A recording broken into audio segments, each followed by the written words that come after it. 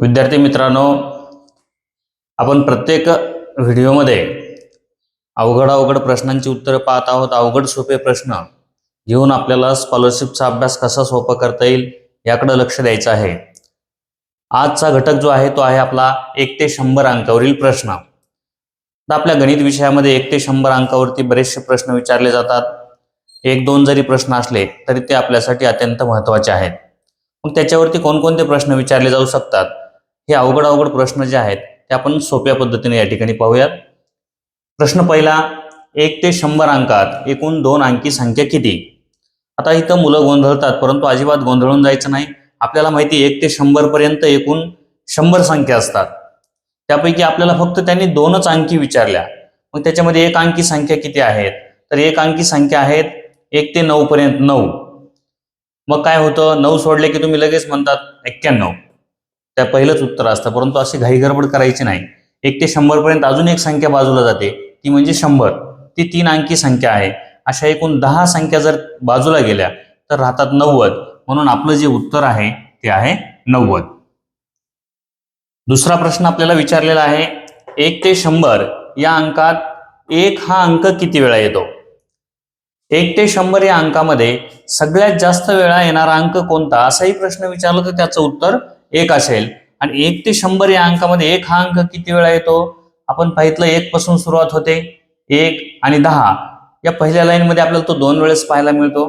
दुसऱ्या लाईनमध्ये 11 ते 20 मध्ये 10 वेळेस पाहायला मिळतो. वरची जी लाईन आहे सुरुवातीची 11, 21, 31 या लाईनमध्ये 10 वेळेस आणि 100चा 1 असा एकूण तो आपल्याला 21 वेळेस पाहायला मिळतो. म्हणून त्याचं उत्तर आपलं असेल 21. तिसरा प्रश्न आहे, 1 ते 100 पर्यंत 0 हा अंक किती वेळा येतो? आपण पाहायला गेलं तर 0 आपल्याला कुठे कुठे दिसतो? 10, 20, 30, 40, 50, 60, 70, 80, 90 या अंकामध्ये तो 9 वेळेस येतो.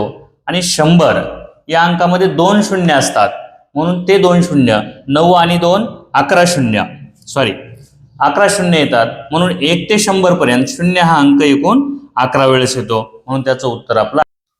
पुढचा प्रश्न आहे, 1 ते 100 पर्यंत 5 हा अंक किती वेळा येतो?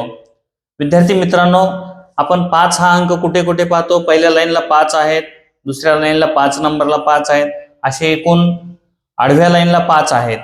आडव्या लाईनला 10 अंक भरतात आणि 51 ते 60 या लाईनला 10 अंक भरतात. म्हणून असे एकूण 20 अंक आपल्याला 1 ते 100 मध्ये पाहायला मिळतात. म्हणून त्याचं उत्तर 20 असेल. आता आपण 0 पाहितला, 1 पाहितला. 0 हा 11 वेळा येतो, 1 हा 21 वेळा येतो, 5 हा 20 वेळा आला.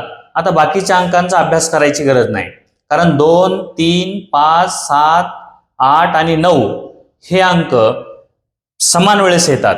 म्हणजे जवळपास 20च वेळेस सगळे अंक येतात. म्हणजे हा प्रश्न तुम्हाला फिरून फिरून विचारला जाईल. 1 ते 100 पर्यंत 7 हा अंक किती वेळा येतो? त्याचंही उत्तर आपलं 20च असेल. 1 ते 100 पर्यंत 9 हा अंक किती वेळा येतो? त्याचंही उत्तर 20च असेल. म्हणून आपण लक्षात ठेवायचं, 2 ते 9 पर्यंतचे सर्व अंक हे 20 वेळा येतात. फक्त 2च अंक लक्षात ठेवायचे आहेत आपल्याला. 1 हा अंक 21 वेळा आणि 0 हा अंक 11 वेळा. अशा पद्धतीनं 11 वेळा येणारा 0 आहे. पुढचा प्रश्न आहे, 1 ते 100 पर्यंत एकूण 2 अंकी समसंख्या किती? बघा, 1 ते 100 पर्यंत समसंख्या आपल्याला सांगणं सोपं आहे, परंतु तसा प्रश्न ते विचारत नाहीत, कारण हा सहजासहजी सोपा प्रश्न विचारला जात नाही. 1 ते 100 पर्यंत एकूण समसंख्या किती असं विचारलं असतं, आपण पटकन 50 हे उत्तर दिलं असतं आणि पहिलंच उत्तर होतं. परंतु तसं होऊ शकत नाही. 1 ते 100 पर्यंत एकूण 2 अंकी समसंख्या किती असं विचारलंय. मग आपणही काय करायचं, त्याच्यामधल्या 1 अंकी समसंख्या काढून टाकायच्या. मग 1 अंकी समसंख्या किती आहेत? 2, 4, 6, 8 ह्या 4 संख्या झाल्या आणि 100 ही 5 समसंख्या झाल्या. मग 50 मधून 5 समसंख्या बाजूला गेल्या तर किती संख्या राहिल्या? 45. म्हणून आपलं उत्तर असेल 45. पुढचा प्रश्न आहे, 1 ते 100 पर्यंत एकूण विषम संख्या किती? आता 1 ते 100 पर्यंत एकूण विषम संख्या किती हा सरळ विचारलेला प्रश्न आहे. त्यामुळे आपल्याला 1 ते 100 पर्यंत एकूण संख्या 100 आहेत. त्यातल्या सम 50 आणि विषम 50 म्हणून आपलं याचं उत्तर असेल 50. पुढचा प्रश्न आपल्याला विचारलेला आहे 1 ते 100 पर्यंत एकूण मूळ संख्या किती. आता मूळ संख्या म्हणजे काय, तर आपल्याला माहिती आहे ज्या संख्येला 1 आणि त्याच संख्येनं भाग जातो त्यांना आपण मूळ संख्या असं म्हणतो. मग अशा ह्या मूळ संख्या 1 ते 100 पर्यंत किती आहेत असं जर विचारलं तर एकूण मूळ संख्या आपल्याला पाहायला मिळतील 25. पुढचा प्रश्न विचारलेला आपल्याला 1 ते 10 पर्यंतच्या मूळ संख्यांची बेरीज किती. विद्यार्थी मित्रांनो, तुम्हाला मूळ संख्या ह्या पाठच करून ठेवाव्या लागतील. 1 ते 100 पर्यंतच्या मूळ संख्यांवरती अनेक वेळा प्रश्न विचारला जातो. तो कुठल्याही पद्धतीने विचारला जातो. 1 ते 10 पर्यंतच्या मूळ संख्यांची बेरीज विचारली जाईल, 31 ते 40 पर्यंतच्या विचारली जाईल, 71 ते 80 पर्यंतच्या विचारली जाईल. कुठलीही विचारली तरी आपल्याला सहजपणे काढता आली पाहिजे. पण आता त्यांनी आपल्याला विचारले 1 ते 10 पर्यंतच्या मूळ संख्यांची बेरीज. आपल्याला माहिती आहे 1 ते 10 पर्यंत मूळ संख्या कुठून सुरू होतात, 2, त्याच्यानंतर 3, 3 आणि 2 5, 5 आणि 5 10, 10 आणि 7 17, त्याच्यानंतरची मूळ संख्या 11 आहे. त्याच्यामुळं 17 हे आपलं उत्तर योग्य असेल. पुढचा प्रश्न आपल्याला विचारलेला आहे 1 ते 50 पर्यंत एकूण मूळ संख्या किती. बघा असे प्रश्न विचारले जातात त्यामुळे आपल्याला 1 ते 100 पर्यंतच्या मूळ संख्या पाठच असणं आवश्यक आहे. आता बघा 1 ते 50 पर्यंतच्या एकूण मूळ संख्या माहितीच असणं गरजेचं आहे.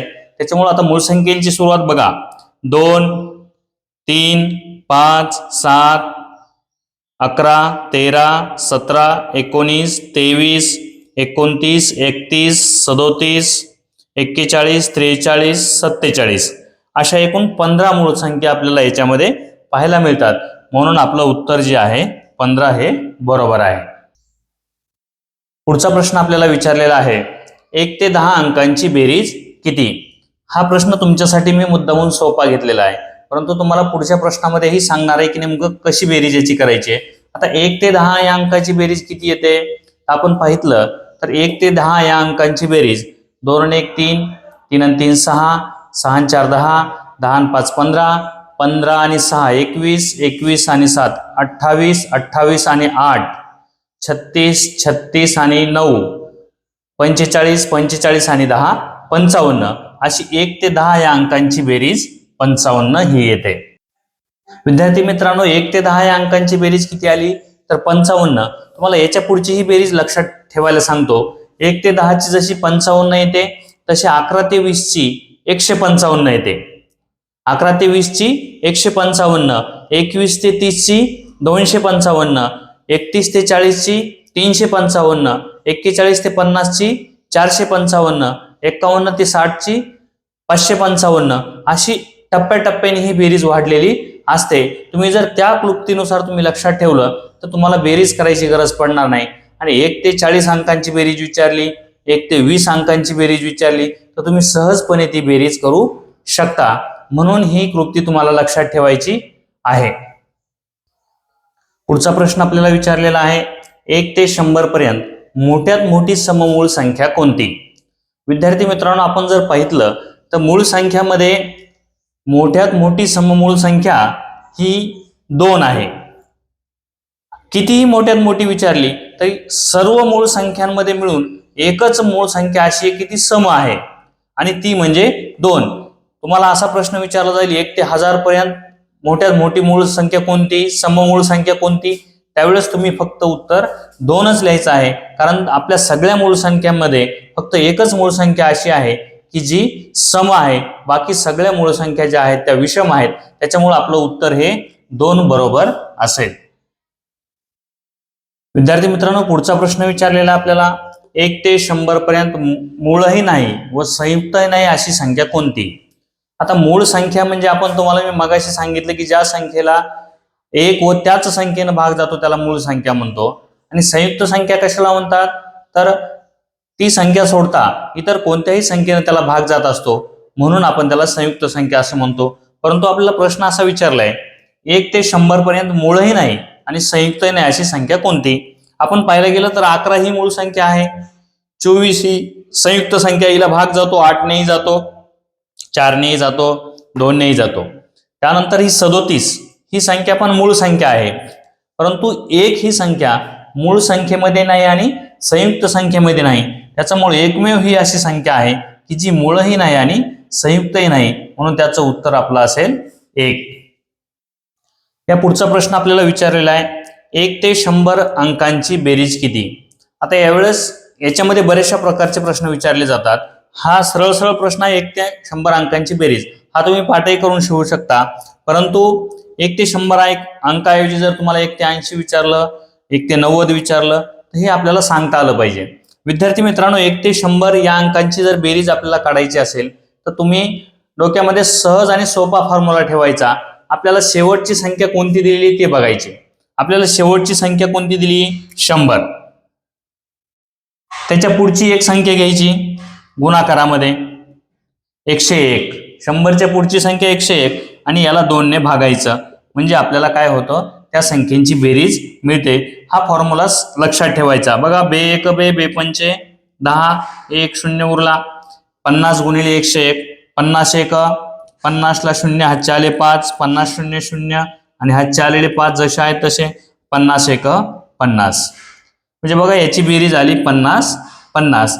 याच्या जागी तुम्ही दुसरेही सराव करू शकता, परंतु या मेथडनं घ्यायचं. आपल्याला जी शेवटची संख्या दिलेली आहे त्याच्या पुढची संख्या घ्यायची आणि त्याला 2 ने भागायचं. एक उदाहरण सांगतो मी तुम्हाला. इथं 1 ते 40 या अंकांची बेरीज सांगितली आपल्याला. मग आपण काय करणार? 40 गुणिले 41 भागिले 2, बे 1 बे, बे 2 4, 0 उरला. 20 1 20 ला 0 हातचे आले 2, 20 चौक 80 आणि 2 82. म्हणजे 1 ते 40 या अंकांची बेरीज तुम्हाला 820 ही पाहायला मिळेल. पुढचा प्रश्न विचारलेला आहे आपल्याला, 31 ते 40 पर्यंतच्या मूळ संख्यांची बेरीज किती? बघा, 31 ते 40 पर्यंत मूळ संख्यांची बेरीज काढायची असेल तर तुम्हाला मूळ संख्या पाठ असणं आवश्यक आहे. मग 31 ते 40 पर्यंत कोणकोणत्या मूळ संख्या आहेत? 31 ही एक मूळ संख्या आहे आणि त्याचबरोबर 37 ही एक आहे. या दोनच मूळ संख्या याच्यामध्ये येतात. 7 आणि 1 8, 3 आणि 3 6, असे 68 ही बेरीज आपल्याला कोणत्या पर्यायामध्ये दिलेली आहे? 2 नंबर. म्हणून 2 नंबरचं उत्तर बरोबर आहे. पुढचा प्रश्न आहे, 1 ते 10 पर्यंतच्या सम व विषम संख्यांच्या बेरजेतील फरक किती? आता अशा प्रकारचे अनेक प्रश्न तुम्हाला विचारले जातील. समविषम संख्येवरती विचारले जातील, मूळ संख्येवरती विचारले जातील, संयुक्त संख्येवरती विचारले जातील, 1 ते 100 संख्येवर. या 1 ते 100 मधल्या अंकामध्ये हे सगळे प्रश्न फिरतात. आता हे 1 ते 100च्या संख्येमध्ये आपल्याला माहिती आहे 1 ते 10 पर्यंतच्या सम व विषम संख्येच्या बेरजेतला फरक. आता 1 ते 10 पर्यंत समसंख्या कोणकोणत्या आहेत रे बाबा? 2 4 6 8 10. या झाल्या 1 ते 10 मधल्या. विषम संख्या कोणत्या आहेत? 1 3 5 7 9. या झाल्या विषम संख्या. आपल्याला पटकन बेरीज लक्षात येते. 4 2 6 6 6 12 12 8 20 20 10 30. 3 1 4 5 4 9 9 7 16 16 आणि 9 25. लगेच लक्षात आलं आपल्या. इकडं 30 आहे, इकडं 25 आहे. याच्यातला फरक आपल्याला त्यांनी विचारलाय. याच्यामध्ये किती फरक आहे तो आपल्याला याच्यामध्ये 5 हा फरक दिसतो, म्हणून याचं उत्तर आपलं 5 आहे. आता तुम्हाला 31 ते 40 विचारलं जाईल. 1 ते 50 मधल्या मूळ संख्या, समसंख्या आणि विषम संख्या याच्यामधला फरक विचारला जाईल. आता समसंख्या आणि विषम संख्या म्हणजे काय? 2 4 6 8 10 ज्याच्या एकक स्थानी असन आपण त्याला समसंख्या म्हणतो. 1 3 5 7 9 हे ज्याच्या एकक स्थानी असन त्याला आपण विषम संख्या असं म्हणतो. हे सगळे एकंदरीत प्रश्न आपल्याला सोडवता आले पाहिजेत. याच्यावरती आपण सविस्तर व्हिडिओ बनवणार आहोत समविषम संख्यांवरती. परंतु आता आपण महत्वाचे जे प्रश्न आहेत 1 ते 100 पर्यंतच्या संख्येवर विचारले जाणारे, त्या सर्व प्रश्नांचा अभ्यास या व्हिडिओमध्ये आपण केलेला आहे. अशाच प्रकारचे अनेक व्हिडिओ आपण या चॅनलच्या माध्यमातून आपल्यापर्यंत पोहोचवणार आहोत. जर आपण या चॅनलला अजून सबस्क्राईब केलं नसेल तर कृपया याला आपण सबस्क्राईब करा आणि आपल्या विद्यार्थ्याच्या ज्ञानामध्ये अजून भर पाडण्याचा आमचा प्रयत्न असेल, एवढं आपण तुम्हाला निश्चितपणे सांगू शकतो.